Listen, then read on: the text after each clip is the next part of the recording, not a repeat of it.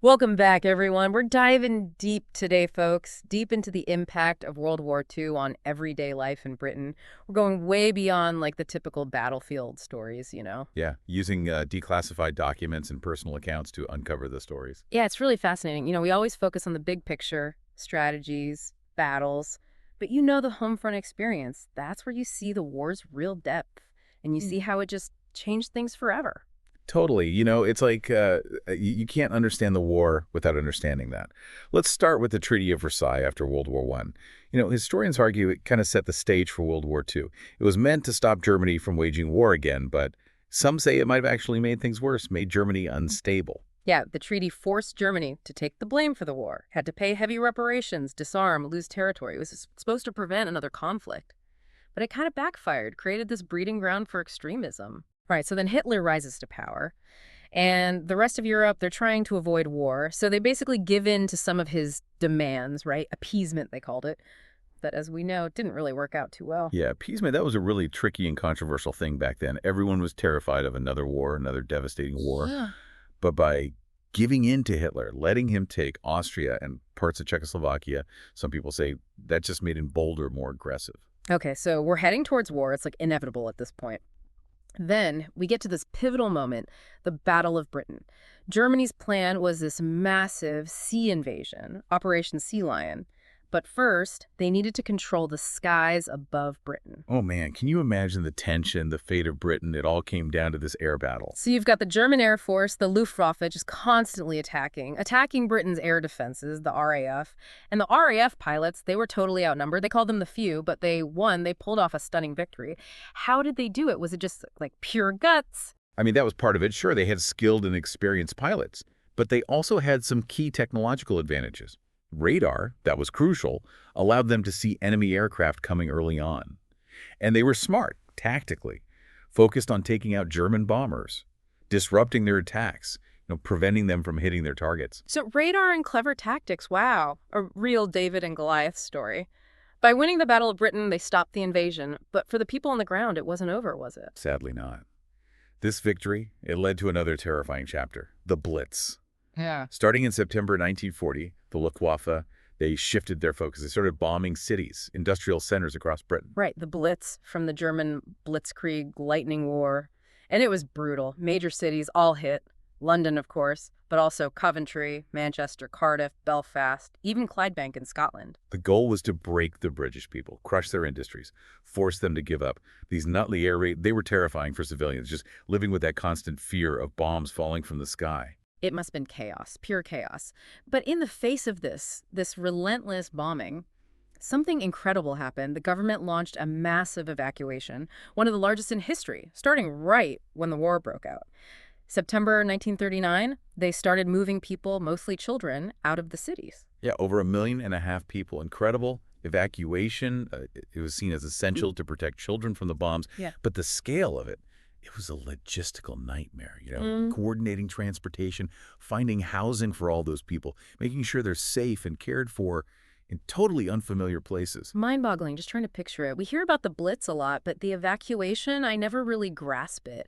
It wasn't just moving people, it was uprooting lives, tearing families apart, a massive social upheaval. And the impact on families, just huge. Unimaginable, really. Imagine sending your children away, not knowing when you'd see them again, not knowing how they were doing, how they were coping. Some sources talk about the difficulty integrating evacuees into these rural communities. Cultural differences, not enough resources, it all added to the strain. It really paints a picture of incredible resilience, but also this just immense disruption to every part of life. And it wasn't just children being moved, right? No, as the Blitz got worse, they needed more evacuations. And then again in '44, when the Germans started attacking southeast England, the government was constantly adapting, responding to the changing threats. This level of disruption, it's hard to even fathom today. And speaking of disruption, World War II, it totally changed the roles of women in Britain. Absolutely, with so many men off fighting, women had to step up in ways they never had before.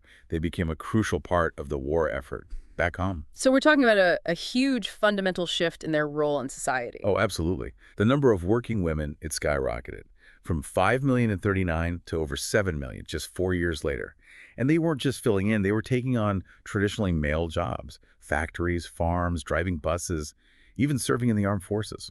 It's like, wow, women proving themselves in every sector imaginable, challenging all those old ideas about what women could or couldn't do. It's got to be one of the biggest lasting impacts of the war, right? On society, on gender Oh, equality. absolutely. Yeah, the war just blew apart those old Yeah. notions. Their contributions essentially, I mean, Britain wouldn't have survived without them. And it changed things forever for women, socially, politically. Yeah, it's amazing to think about. But while all this is happening, what about the economy, the overall economy? I mean, waging war, that's got to take a massive toll, right? Oh, yeah, the whole economy had to shift, focus on war production. Factories they are making, consumer goods, they switched to making tanks, planes, munitions. Everything was diverted to the war effort. And that meant shortages of everyday items. So people were dealing with not just the bombs, but also scarcity. How did that affect everyday life? What was it like for people? Well, rationing became the norm. The government had to step in, make sure essential goods were distributed fairly. Food, clothing, fuel, everything was rationed. People had to make do with less, stretch their rations, get creative with substitutes. I bet there are some crazy stories about how people coped with rationing. Oh yeah, tons of them. I read one account, people were using beetroot as lipstick Mm-hmm. because you couldn't get regular makeup. It was too scarce. It's just a small detail, but it shows you how resourceful people were. I love those little details. They really bring history to life. But rationing, it wasn't just about managing scarcity, was it? Did it have any broader social effects? Definitely, yeah, it was tough, but it also created a sense of unity. This shared sacrifice, community spirit, people had to rely on each other, share recipes, tips, even clothes. It brought them together, facing this common hardship. That's a good point. Yeah, it wasn't just about getting by, it was about coming together as a nation. But even with this unity, people needed ways to keep their spirits up, right? How did they do it during such a difficult time? Music, entertainment, that was crucial. Radio broadcasts, live performances, even humor, it all helped. People found comfort, connection, these shared experiences, moments of joy, even amidst all the darkness. Yeah, it's remarkable how, even in the face of such hardship, humans find ways to find hope. But let's be real, the psychological impact of war, that's got to be huge. Oh, absolutely. No doubt about it. The constant threat of air raids, losing loved ones, families being torn apart, it all took a toll on mental and emotional well-being. The scars of war, they run deep, impact people for years, even decades. That's a crucial point. We can't forget that. But alongside the trauma of the loss, there were also incredible acts of courage. Resilience, community support, people helping each other. Definitely. People came together, supported each other, rebuilt their lives, faced an uncertain future with amazing determination. That spirit, that unity and defiance, it was vital for Britain's survival. So we've seen how World War II impacted Britain on so many levels. The air battles, the home front, the evacuation, the changing roles of women. It's a really complex story. And it's a story with profound and lasting consequences. We tend to think of history as events of the past. But World War II, its echoes, they resonated through British society for generations. Right, like a ripple effect. It didn't just end in 1945. It shaped everything. Social policies, technology, Britain's place in the world, the lives of individuals and families. Exactly. And to understand modern Britain, you have to understand the war's impact. Take the National Health Service, the NHS, that beloved institution, healthcare for everyone, it came directly out of the war. The NHS, that's like a cornerstone of British society today. How did the war lead to its creation? Well, the war, it really highlighted the need for accessible healthcare for all, no matter who you are, what your social status is. That shared experience of hardship, the sacrifice, the desire for a better future, it fueled this demand for a safety net, and the NHS became a key part of that. So it wasn't just a response to wartime injuries, it was a shift in values. Exactly. The war, it was a catalyst for social change. Ideas that had been around for years, they suddenly became urgent. That's fascinating. And beyond social policy, how did the war change Britain's technology? Well, it spurred incredible innovation. Wartime necessity, it pushed scientists and engineers to make breakthroughs. Radar, aviation, computing, all these areas saw huge advancements. And these technologies, they shaped the post-war world in ways no one could have predicted. It's crazy to think the computers we use today, they came from code-breaking machines developed during the war. It shows you how crisis can drive progress. Absolutely. Yeah, when you have to solve urgent problems, it can lead to these unexpected leaps in science and technology. And on a global scale, how did the war affect Britain's standing? Well, winning the war, it cemented Britain's place as a major power. But it also came at a cost. It weakened the British Empire. The war was expensive, and there were growing independence movements in the colonies. It all accelerated the empire's decline. So it's kind of a paradox. Winning the war actually contributed to the empire's downfall. Yeah, it's a great example of how complex war is, how it can have unintended consequences. The war reshaped the world. Old empires fell, new superpowers emerged, and it led to the creation of the United Nations, this attempt to prevent future wars. Wow. So the war's impact, it went way beyond Britain's borders. It affected global power, international relations for decades to come. But before we go too far down that road, I want to bring it back to the individual experience. We've talked about the big picture, but what about the personal stories, the legacies that lived on in families and communities? It's those personal stories. They make history real for me. We can talk about the battles and all that, but it's the individual experiences. That's where you see the real cost of war and how it affected people's lives long after it was over. Yeah, you're right. Statistics and the big picture, they only tell you so much. It's those personal accounts, the voices of the people who lived through it. That's how we really understand how profound the impact was, how long it lasted.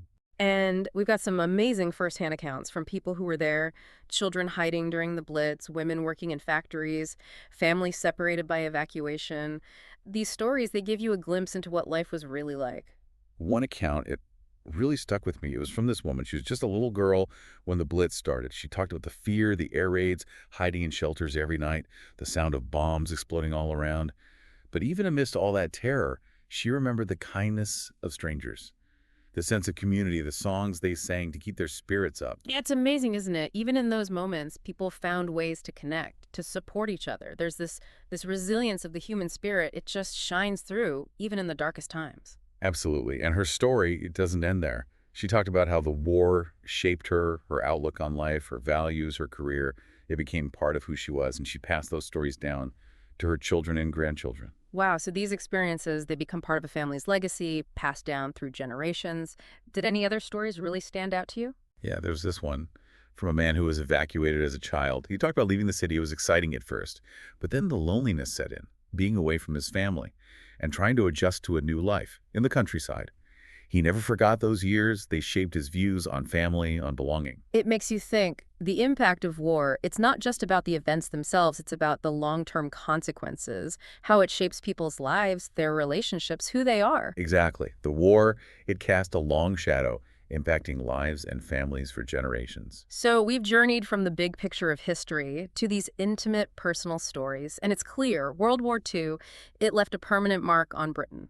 The politics, the technology, the social changes, the personal narratives, it all still resonates today. It reminds us that history, it's not just dates and events, it's a tapestry of human lives and their stories. They give us incredible insight into what it means to be human, the cost of conflict, the power of hope and resilience. And by exploring these stories, by understanding the past, we can appreciate the present more and work towards a more peaceful future. That's the power of studying history, to learn from the past, honor the sacrifices, and strive for a world where these conflicts, they never happen again. Well said. We've covered a lot of ground today in our deep dive into World War II's impact on Britain. We've seen the political and social upheaval, the technological advancements, the lasting legacies, but most importantly, we've heard the human stories, the voices of those who lived through it all. Their experiences remind us that history, it's not just a story, it's a tapestry of lives, deeply personal and powerful. As we wrap up, I'm struck by the resilience of the human spirit, and I'm filled with this renewed commitment to peace and understanding. I encourage you all to keep exploring, dig deeper into those personal stories, and reflect on the legacy of this crucial chapter in human history.